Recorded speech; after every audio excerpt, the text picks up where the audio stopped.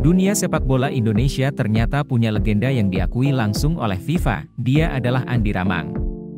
Berkat rekam jejaknya yang luar biasa, ia sampai mendapatkan pengakuan tersebut. Ramang merupakan sosok pesepak bola yang dikenal publik pada medio 1950-an. Pemain kelahiran Baru, Sulawesi Selatan, ini dikenal dengan julukan Kurcaci Monster. Selain itu, ia juga punya hubungan yang spesial dengan PSM Makassar. Sebab, Ramang pernah 2 kali memperkuat PSM, yakni pada periode 1947 hingga 1960 dan 1962 hingga 1968.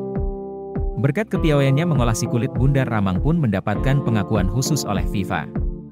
Kehebatannya bahkan dikenang dan diulas secara khusus di situs resmi induk Federasi Sepak Bola Dunia itu.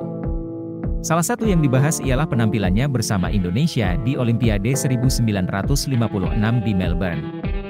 Menurut FIFA, itu menjadi ajang paling sukses dari sepak bola Indonesia di level internasional seusai menjadi negara Asia pertama yang tampil di Piala Dunia 1938. Yang dimana, pada saat itu Indonesia masih berpartisipasi di ajang ini dengan membawa status Dutch East Indies, alias Hindia Belanda. Hal itu tak terlepas juga dari status Indonesia yang masih berada di bawah masa penjajahan Belanda.